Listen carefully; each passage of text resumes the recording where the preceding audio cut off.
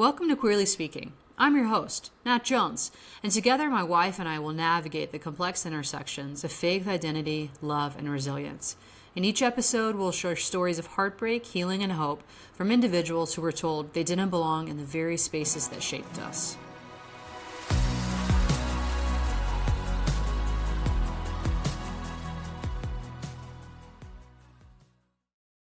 Hey, welcome back to Queerly Speaking. Happy Monday. Happy Monday. Although recording this on a Saturday prior to going to a gala event where I have to give a speech that I'm very nervous about. This is good practice. Well, this is much easier than being in front of hundreds of people. But you're not talking about your deepest, most personal traumas when you're doing that tonight? You're right. All I actually have to say is, and the raffle winner is. But I practiced a bunch of times, so I'm hopefully that goes well. Yeah, you're going to be great, babe. Oh, thanks. Okay, where did we leave off last week? So you were telling us about your first wife. Oh, God. Not me, obviously. And we left off with a cliffhanger of a strange man taking her to the hospital in your car. So you're like, the signs are up. Like, we left off. You're like, this is a what the fuck.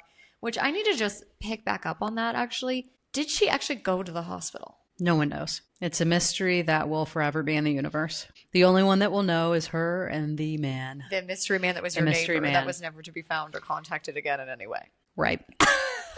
So that's where we left off. You're like, you're putting the pieces together. So take us through, like, what happens now? Yeah. So at this point, I've been in therapy for quite some time. One, working through my family stuff. And as I've been working through my family stuff over the last couple of years leading up to this, it's just very natural for my marriage to come up at the time. And so we had really been working through lots of things, working through feelings of rejection and not being loved and all of those things. Like I would test her all the time, like, what's my favorite color? Or green. What? Oh my God. This is not a competition. Clearly, because bitch, I got first place. Oh God. Anyway, and because I really genuinely felt like I knew every single favorite thing of hers. Yeah. But I didn't feel like she knew mine, or really, like, I felt like I loved her much more than she loved me. And her actions, both of our actions showed that. Yeah. And I want to be clear, especially because I think it's really important, marriage, when it starts to break down, is not just a one-way street. I do feel like I did everything I possibly could. However, I also want to just state for the record that I'm sure I was also very annoying. And I was unhealthy. I was codependent, and I was so desperate. Like, the more that she pushed me away, the more that I pushed towards her. Yeah. And it just created this really awful dynamic. I just want to rebuttal that, honey, by saying that that's not an excuse for her poor behavior. Someone could be as annoying as they want, and they don't deserve to be manipulated or emotionally abused or have infidelity committed towards them. Yes. Thank you, honey. I agree. I think it's important that we all come to the table with here's my part. Sure. Yeah, no, definitely. And things that you've learned to move forward, and we'll get to all of that. Yeah. And I have learned a lot. She had a ton more experience where I did not. So I didn't understand that. Slut. You could. I don't use that kind of language against women. But I didn't understand how you could sleep with someone and not really care about them. Or all of these other things, right? Because I just hadn't had the same types of experiences at that point. Anyway, so the hospital thing happened, and I think that's really I get the chills just speaking of her. God. And I think that's one of the things that kind of pushed me over the edge. Yeah. I remember shortly after that, us being, I was in the shower, and she was, at the bathroom sink, and I pretty much I was getting a lot bolder and finding the language, because prior to this, I'd be like, are you sure you're happy? Are you sure you're this? But I didn't come out and just be like, are you cheating on me? And so finally in the shower, I was like, I want to know, are you cheating on me? Do you want to be married? Do you want a divorce? And that was a rough day because it was not clear. What did she say? Well, she never answered the cheating part, but it was just about the divorce part is you're making me want to be. So anyway, so I roll off a fucking eyelash. I'm so irritated. Gosh, you got plenty of them to roll off. Touchy. Anyway, okay. So I'm going back to work, flying out, and she says, I want to have a break. I want the whole time you're gone, I don't want us to talk. I need to think about, I mean, my question must have really, For 4 days, 4 or 5 days, you're gone? yeah, I'm gone for 4 days. It's not be We're me. not You're gonna not getting talk. away from me for 4 to 5 seconds. Yeah, I know. Okay. Well, let's pretend to be happy. We're recording. No, I didn't mean it like that. I just mean like, yeah, it's very different. I really went from one extreme to the other. In the best of ways. Yeah, thanks. Good save. Yeah. Good save. Yeah. Anyway, so I'm like, okay. And she was like, I just really need to think.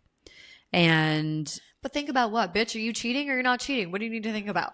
yeah. She's pissing me right off. Okay, Yeah. so you go. I'm sorry to keep interrupting. Yes, Go that's ahead. okay. Yeah. No, anyway, so I leave. It's a long 4.5 days. And I'm worried already, but I start to get really worried because I text that I'm coming home, or I'm boarding my flight home, and she doesn't text back. And I'm like, oh God. So anyway, I land, I get home, and she's like, oh, hey, do you want to go to the movie? Well, hey. And I'm like, sure. But I mean, same thing, like hug, kiss. Do you want to go to the movie? And I'm like, sure. But the whole time I'm thinking like, well, what was the end result of your quiet time for 4 days? Quiet place. It felt like it. And so we get in the car and we go to Payway. Again, one of the reasons I don't like Payway. Also, I think their food sucks. Yeah, it is gross. You guys, I used to love Payway, and I would always like ask Nat to get it, and she'd be like, no, that place is disgusting. And then finally she was like, my ex always made me eat it, and it's gross. And then I was like, ew, now I think it's gross too. Not only, but after this story, you'll really know. I think It's you know actually not this, good. but so we're in the parking lot of Payway, and I'm like, okay, so the movie starts in a little bit of time, and I'm like, so what was like? I don't want to wait any longer. Like, what was the result of whatever? I don't even know how I asked it. And essentially, she's like, I don't think I want to be married anymore. What? I don't know. I don't think I'm meant to be married. That's fucking obvious.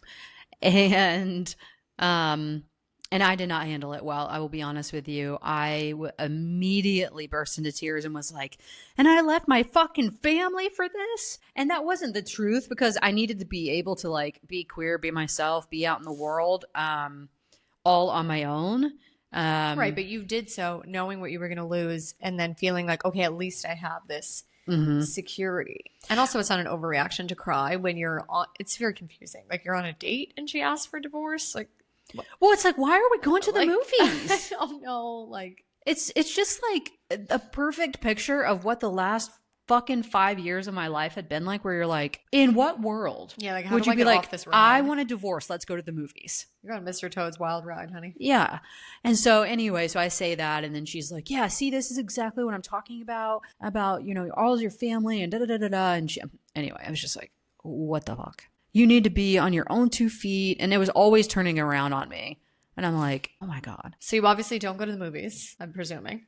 No. So then We what don't go to the happens? You movies. go home, do you leave? Do you get a hotel? No, that night's not very clear in my mind. It's kind of ambiguous though, because I guess she didn't say like, I want a divorce. She just was like, might not be for me. And you're like, what? Well, that's what that means. Right. But I she know, could but I have just just come meant out maybe you with weren't it. like just leaving the house. No, but I don't really remember that night. But I was really upset and desperate to like save our relationship. And honestly, like, let's be honest, it had been on the way out for a long time. It's several years at this point. And we hadn't slept together in a year. That was a point of contention. There were like so many things. And, my dog Charlie, a lack of boundaries, like just so many things. And I was just cut off from everyone. But I call my therapist and I'm like, can you please, like, you have to talk to us. She's like, well, I'm not, I can't be your couples counselor or therapist, but I will talk to you. Because I'm your therapist, or like you guys would need to go to a different one together or whatever, if she will. But she wouldn't, because I asked multiple times. I had asked before that, and she wouldn't. And I remember we got on Zoom and we were sitting in front of the camera, and my therapist goes, well, blank, talking to her, do you think that there is, this is moving really fast, at least the, like, I'm done part, like moving out. The breakdown of the relationship had not been moving fast. That had been going on for quite some time. And do you think that there's ever going to be a point that in the future, 10 years from now, you will look back on this and you will say, gosh, I wish I had slowed down a little bit and given it more time. Do you think that you'll have any regrets? She looked dead ass in the camera at the therapist and said, no, I will never have any regrets. Oh. And I remember my therapist's face. It was just like, because then she saw my face and I'm just like in tears. Like, I don't know what to tell you until you're in a marriage and literally someone says, I'll never regret walking out the door away from you. Like, holy shit. Yeah.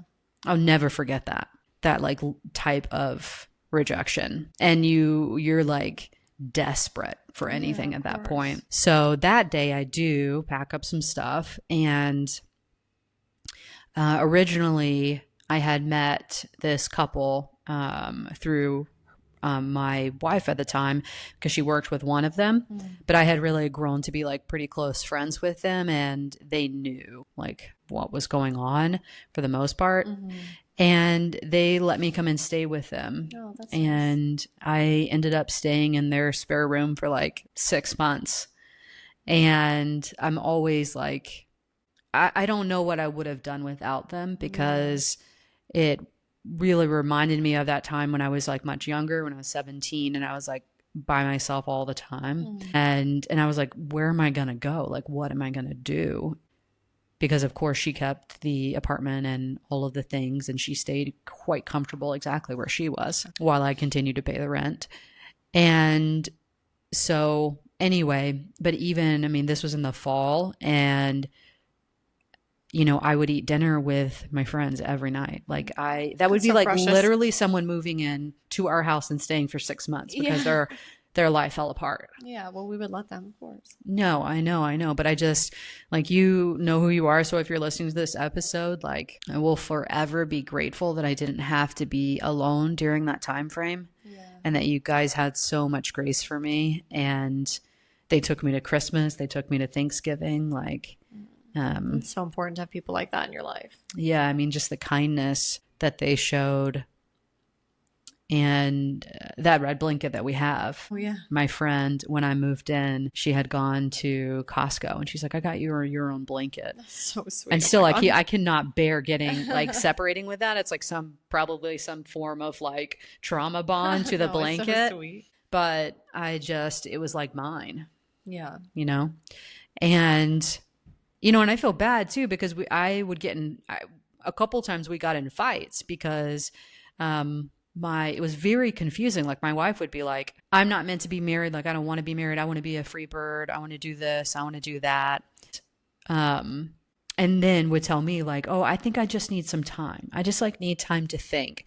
I just need time to like kind of be on my own and to heal. She starts like trying to use my own language. I'm like, bitch, you're not healing from anything. And then she would be telling them, because they work together, so they would say, do you think there's any future that you could see yourself with Nat? She would say, no. So it's like, I'm already moved out of the house by this point. Just own up. Right.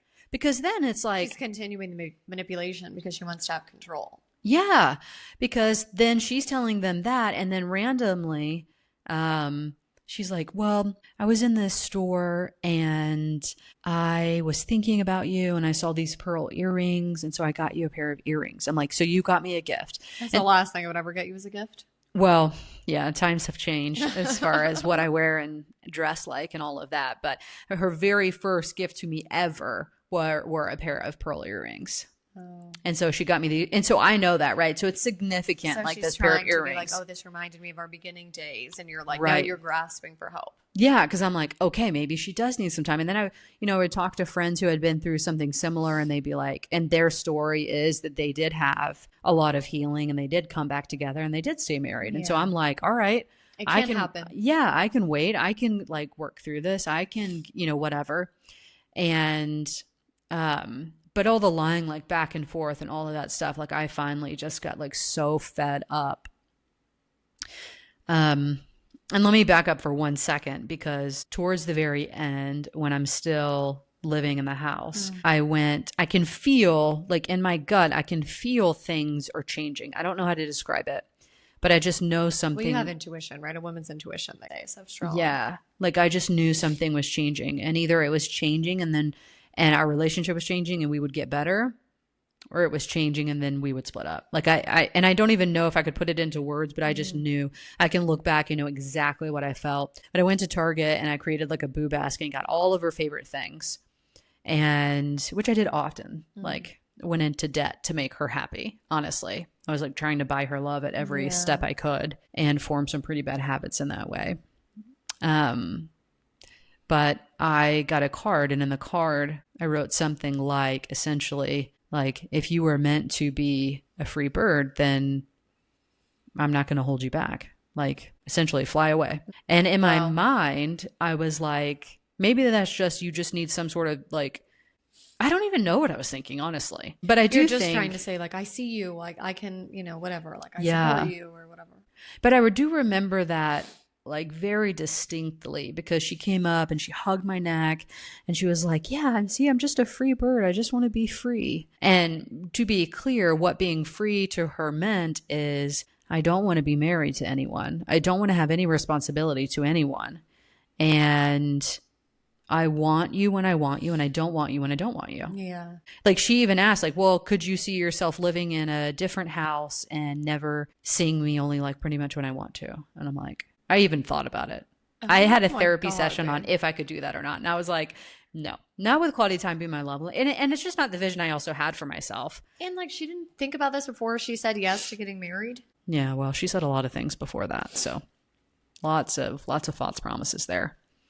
So anyway, so now I'm out. I'm living with my friends, and it, like, I do remember one big fight my friend and I got in, and she said, I don't understand. How can you not see that she's manipulating you? How can you not see it? It is so clear. And I'll never forget in my mind. And I'm like, I don't fucking see it. I don't see it. And it wasn't until sometime after that where I just really started. It's like, I don't know how to explain it, but like, you don't see it. And, but I was so mad at that point. I'm just like, I'm fucking done with this. Like, I cannot keep going back, and you're telling me that you love me. You're telling other people that you want to walk away, and you're never going to think about me again. And at this point, I didn't have access to any phone bills or anything. She paid all of the phone bills, and I've never seen it in 5 years. I've never seen the phone bill. And so we started to like go through like splitting things up, like the process and all of that. And then I started to realize, remember that ding on her phone that I talked about in the first episode of this? And every morning at a certain time, well, that was a certain number. And it turns out, like, in phone bills, they'll show like down to the minute. So it will show her hanging up with me when I'm gone and saying, I'm so tired, like, I don't really want to talk anymore. I'm so done, and calling him the next minute. Jesus Christ. And so now I'm starting to be like, oh. It's like someone ripped off the rose-colored glasses. So I filed for divorce and started going through that process. And I still didn't know at that point, like, how bad it was. And then shortly after that, I found out that she had been sleeping with someone that I worked with every single day, which in retrospect makes a lot of sense when someone's commenting on how fun of a travel buddy they would be and the size of their ankles and calves. Fuck. She was like, oh, he has such like little ankles and calves. And I'm like, it's a weird comment to make about someone. Yeah. I'm like, okay. Like, is that positive or negative? I can't tell. And this was back to right before we split up. We had gone to this, I did forget to share this part. Like, we had gone to this Asian restaurant that we always went to. Always. Like, every week we went there. I sat down. She sits down. The waitress comes to the table and she goes, oh, do you want your orange juice and spring rolls? Because that's what she always ordered. And she's like, yeah, I do. And she goes, yeah, I just saw your boyfriend the other day when he came to pick it up for you. Holy fuck. And I'm looking dead at her. And I can tell she starts, like, she doesn't get nervous very often. But you can, that wasn't me. This is my wife. And the lady goes, oh, I am really sorry. You're right. That must have been, maybe that was someone. I just, like, mid-sentence turns around and walks away. And, like, who else, like, eats that? Like, that's such a specific... Yeah. thing, So I it turns feel like. out, I mean, right? Yeah, I mean, that individual is the person that I work with every day. And I'm like, and right before I knew that, he had been reaching out to like get drinks with me or to hang out with me. And I'm That's like, disgusting. Like the manipulation ran so deep. And it's boring you? Yeah, just falling asleep here listening to your dramas. And yeah, it was so weird. Like he had broken up with his girlfriend at the same Oh, time. that's fucking convenient. Right when I moved out of the house. But anyway, and he asked me to go out for lunch because we were working together. And he goes, yeah, you know, my girlfriend, she was really lashing out. And I was lashing out in text a lot. And I was just so angry. I was so angry. And I was lashing out a ton. And I think that it must obviously was bothering her. And so he's trying to come to the rescue. And he's like, you know, my ex-girlfriend, she was lashing out. And then she realized like how immature that was. And don't you think that's just like so immature to handle a breakup like that? I think it's immature to fuck someone who's not your wife. Yeah. And I'm just like, Sorry and I if your didn't know. volume was up and I started yelling. But I didn't know I didn't know that's who he was at the time. Right. And I was just like, I don't know. And I don't even remember what I shared. So at this point, you have no idea. You know she's being unfaithful and you know that she's speaking to regular people, but you don't know who. Like his number wasn't up on the call list on the phone? It was. But they worked together. Oh, so you're like, it's fine. But was it at weird times? You're like, why are they talking at 9 p.m.? I know they lived in the same city, so they were fucking at 9 p.m. Okay. But so they only needed to talk between the hours of 9 to 5. Right. My boss knew about this because on the day that I found out, he was there. And I was like, oh my God. And he's like, Natalie, what's wrong? What's wrong? So I did share with him. How did you find out? How did this get confirmed? I'd rather not share. Okay. But it was confirmed. And my boss was there, I said, and he's like, oh my gosh, you know, so he kind of knew. But shortly after that, and we all work together, right? So I'm on these meetings and all of this shit. And he shortly after that tried to get me fired. And yeah, it was just tough. Around this time, like it's been quite some time, I've moved out on my own. I'm living downtown. I'm living my own life, but I still work there. I'm healing. Like I'm doing much better. I'm doing great, honestly. And the divorce is final, and I'm doing good. The only problem is that I have to see them on a call every fucking week, and everybody in the company knows. And it just was like something that no matter how far I moved forward, I couldn't get away from it. Yeah, constant reminder. Yeah. And so I when I had found out, I was at a work party and was a little bit tipsy and said something like to him, well, you could bring her. And I said her name. And so he used that to try to get me fired, which if you knew the company at all, you would know that it's ridiculous. Like, I mean, he wouldn't let it go. My boss calls me the next week and he's like, Natalie, what happened? And so I share. I'm like, yeah, this is what I said. And this is how I said it. And he's like, okay. He was like, well, you can't do that at a work event. And I'm like, you're right. I know that. Obviously. Yeah, obviously. And I've never been unprofessional in my entire life. Like that's one thing that people have always said about me. So that was like a pretty low moment. However, then my boss calls back the following week and he goes, they won't let it go. He won't let it go. Like he's pushing. And I've already told them that I dealt with this. Like I already told them that I talked to you. He's like, but I don't know what to tell you. Like he's pushing pretty much for you to get fired. And I'm like, of course he is. Think about it. Of course he is. Then I wouldn't be in a problem for them anymore. And they'll be like, oh, we won. Yeah, exactly. And the sucky part for me is that I had worked really, really hard in my career and I had just made partner in the firm, which knowing for our future, that could have been like, it would have set us up if I had worked there long term. It's a really big deal to make partner. And so I'm continuing to see them every week. The drama starts to come down or whatever. But this is long after, everything is done. But yeah, so like right after that, and you remember how upset I was that he's like, won't let it go and he's trying to get me fired. And we talked about how like we were weighing the options because we knew partner would be a really big deal for us. And yeah, at this point, it's like, we're already together. So what are they? Yeah, we're moved on. Get the fuck over it. But I will say that the injustice of it, feeling like, It had nothing to do with caring about her anymore at all or anything. Like that was long done. But it did feel unfair. Yeah. Like, why can't they leave? Right. It's Why like, can't here's they another move thing on? that you're losing Right. from someone else's poor behavior. Right. And I had worked there for a long time. So And you liked the job too. I loved the job. I loved the job. Now, I think in retrospect, like it was a good decision to move on. And I think the thing that pushed me over the edge is the conversation that you and I had where when you sat me down, you're like, I love you, but it feels like there's 3 people in this relationship because it was, well, I wasn't talking about her like her. It was just like we all work together. So I was like, yeah, we have this property and, you know, X, Y, Z. And so it's just coming up constantly.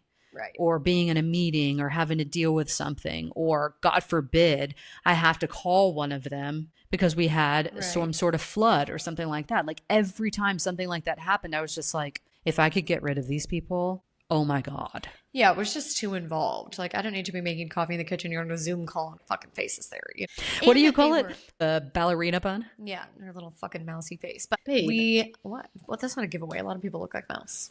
Oh my God. Or are you saying because it's me? Yeah, it's me. Yeah, that's true. I don't need to make fun of someone who sucks from their looks. She sucks because she sucks. Yeah. And she's actually good looking. So whatever. Anywho, I digress. The point is, yeah, you weren't talking about her, but I think that was also like a learning curve for me, right? Like you were very forthcoming when we started talking, even before I went on, oh my God, excuse me, even before we went on our first date, like, you know, that you had been divorced and blah, blah, blah, blah, blah. And, you know, I expressed my concerns, and not concerns that you'd been divorced, but concerns and like, I had never really had a serious relationship, period. And so I'm like, oh my God, I'm coming in, you know, I felt like kind of behind.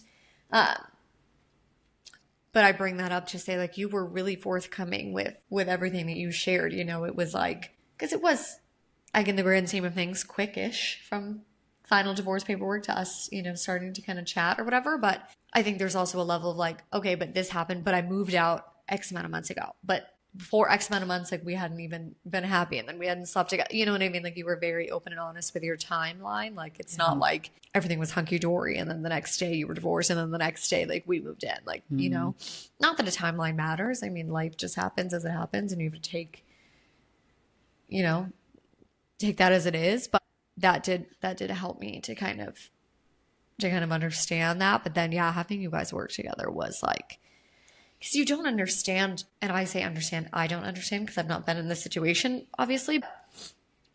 I had a hard time kind of dealing with that the divorce and the manipulation and the infidelity and everything that had happened to you was a trauma that you were healing with. So there would be, like, obviously new things would come up in our relationship. And, you know, like you talked about in the first episode, like, I have like so many like Snapchat groups with like different like groups of my girlfriends that were very active. So my phone is always going off, and still to this day, like that was kind of like a trigger for you at the beginning, or you know, especially whatever. if it was like really late or really early, right? In my industry too, like most of the vendors, builders, delivery people, like are men, and they just start calling you all hours of the night. They'll text you late, like they don't care, you know. So then it's like my phone's always going on with like whoever's like name is like happening, and you know, but it was hard for me to understand, like, well, those are triggers from a trauma, because I would be like, well, are you not over her? Like, you know, I couldn't really, I had a hard time kind of separating that. So then I think when the drama started happening at work too, and it was just like, oh my God, they're never going to go away. Like, in order for us to move forward, like, we need to be free of them. Yeah, for sure. I think it was the best decision that, I made. 1,000%. And And you flourished career-wise as well. Yeah. Yeah. I think probably sometimes in my head, it's always like the what if. Of course. Yeah. But I do think that it mainly because of the money. Right. But I think that because I know in my head, it's like they're still there. So they're going to have that. Yeah. And then it wasn't of your own accord. You know, I think I can imagine that that's like, if you leave a job or you leave something, like you want to do it because you're choosing, and you did choose, you know, kind of your own circumstances. Well, I wanted you more than I wanted my job. Yeah, well, thanks, babe. And I wanted our life together more than I wanted to be rich in the future. I still want to be rich, but more than I wanted that, like, it was worth it to me to say, you know what? Like, I would give up anything for this to work for us. And that's what I did. And for yourself. Yeah, for sure. For sure. But I do think I was more motivated to get it done quickly because it was bothering you specifically as well. And I think it's important to note too, I think you started to understand this more and more, that when I would get upset or I was triggered or I did get upset, is the easiest way to say it. I was not upset because I still had feelings for her or I was like battling through my love or anything like that. What took me the longest to get over honestly, our love had been like, I don't know if that's the right way to say that, but when you're being manipulated and cheated on and lied to and maneuvered, I'm still sensitive to being maneuvered. If I get any sense that someone is trying to maneuver me, I do not respond well. Yeah. And it's because of that. But like, that's actually what took me the longest to get over. When I won't ever forget it, but when I had like the moment that there was like a realization that she is manipulating me, she was lying to me, and that my friend is telling me the truth, I was never the same after that. And it was from that point on, it was like, what part am I going to miss? The part where I'm never home. Right. And that was another thing that I think makes the situation very unique, because for a majority of our relationship, I was not home. Right. So it's easy for her to turn it on for like a day or two. Mm-hmm. Yeah. And easy for me too. Right. In some aspects, right? So it was just very, very different. It was just very different. But yeah, it did take longer to really heal and really repair myself.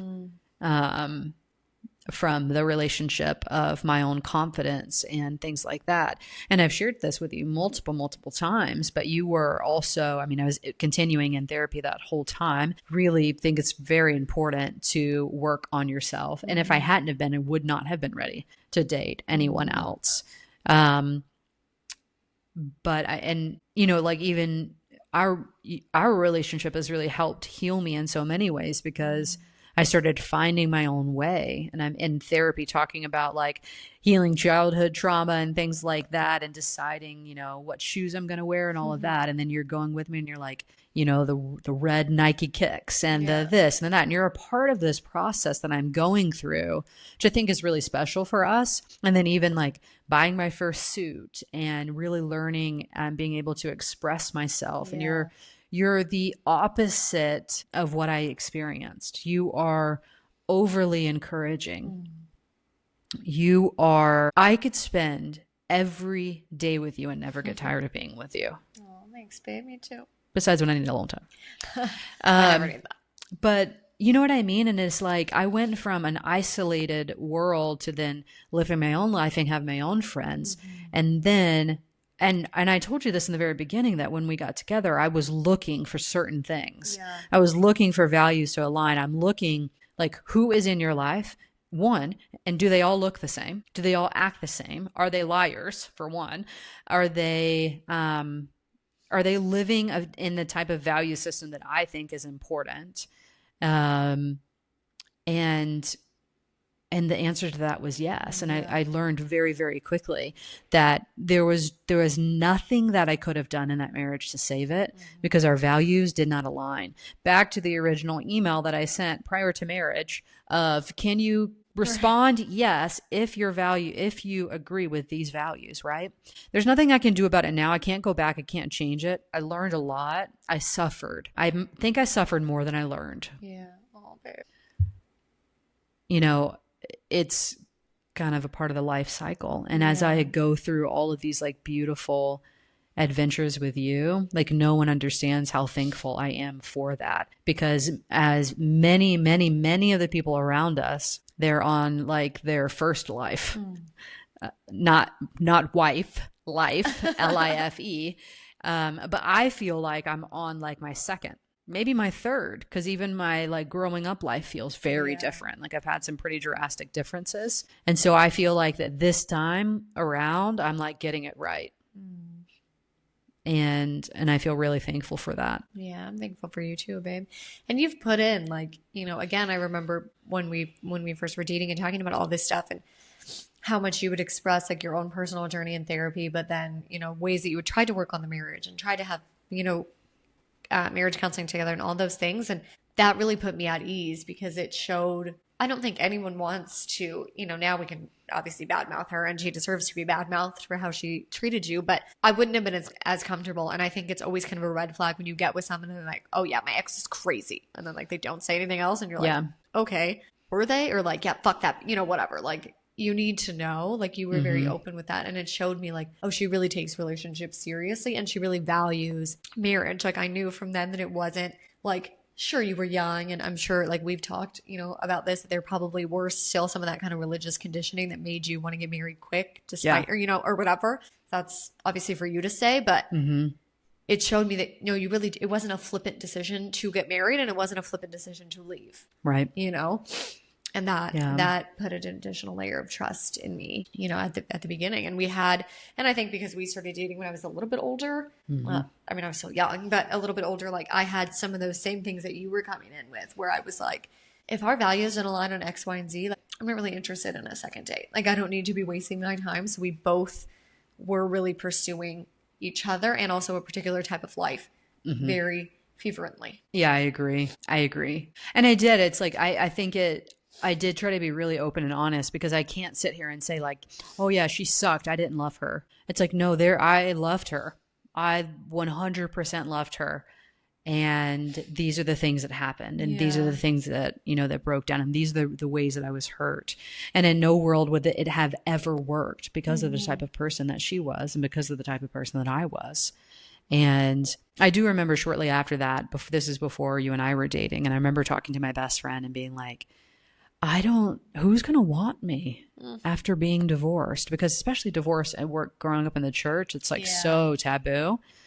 And I also was pretty motivated, I think, to even stay in a marriage I was really unhappy in, because, with my family situation, all of that, I didn't want them to be able to look at me and be like, ha, you failed. Told you so. Yeah. Yeah. I mean, it was like so many layers to it, but I'll never forget. She said, her husband had also been divorced, and she said, I trust him so much more, because after he really spent time like sharing like the hurt and the disappointment and the broken dreams and everything that happens from a divorce, that he is so motivated for that to never ever happen again. Like he is more motivated than a person who has not been divorced. To make this work, to pursue me when it's hard, to make this, like, he's not afraid of hard. He's not afraid of it. And I trust him more because of that. And I think that whoever you end up with, they will see you and they will look at you like that. And it was the thing that like gave me the confidence to be able to be like, yeah, babe, here's the truth. Here's all of it. And the nitty gritty, the things that like I'm not proud of, the things that didn't work out well, the things that did, these are things I'm proud of, like all of the things. It just felt like it was really, really important.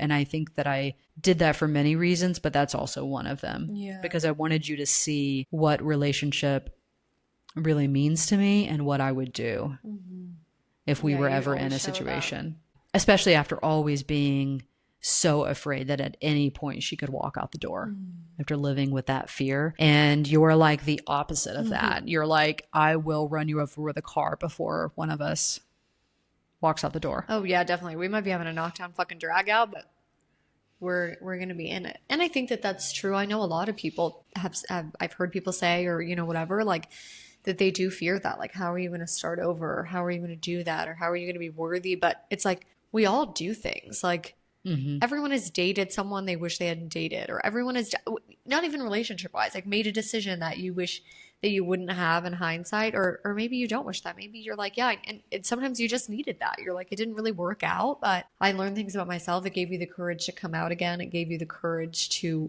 do a lot of things and work through a lot of things. And something not working out is not a reflection of you. And that's, I mean, unless you're the one doing the cheating as she was and the manipulating and all that, then it probably is a reflection of you. But you know what I mean? I just say that to say that everyone deserves to be happy. So if it takes, you moving on to find that or whatever, and the self-discovery, like people are so deserving of that. Agreed. And what I would say, especially if anyone is listening to this and like thinking in their head, there's a lot of reasons why things don't work out. And it's my own conditioning from the church that's like, whoa, divorce. But I can tell you this, that you only get to live life one time. And living a life where you are absolutely miserable for the rest of your life, or unhappy or unloved, or especially in an unsafe environment, I'm telling you, that's going to be a longer jail cell than it will be to make the break and start over. There's no like limit to how many times that you can start over and live a life that you are worthy of living.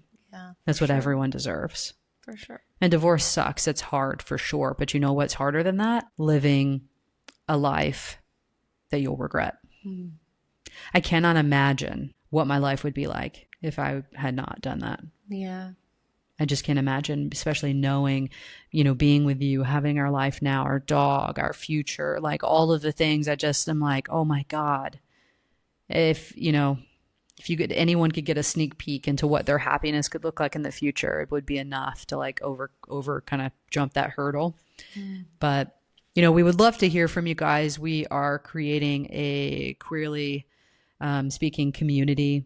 And obviously we're on the topic of divorce and heartache and all of that, but we would love to hear your story. So drop us a DM. You can email us. The link is in the Spotify body. So, you know, send us your stories. We'd love to be able to share. And you never know, maybe we could interview you online. Yeah. We'd love to hear from you guys. So thank you so much for listening, and we hope you have a great week. Thanks, guys. Bye.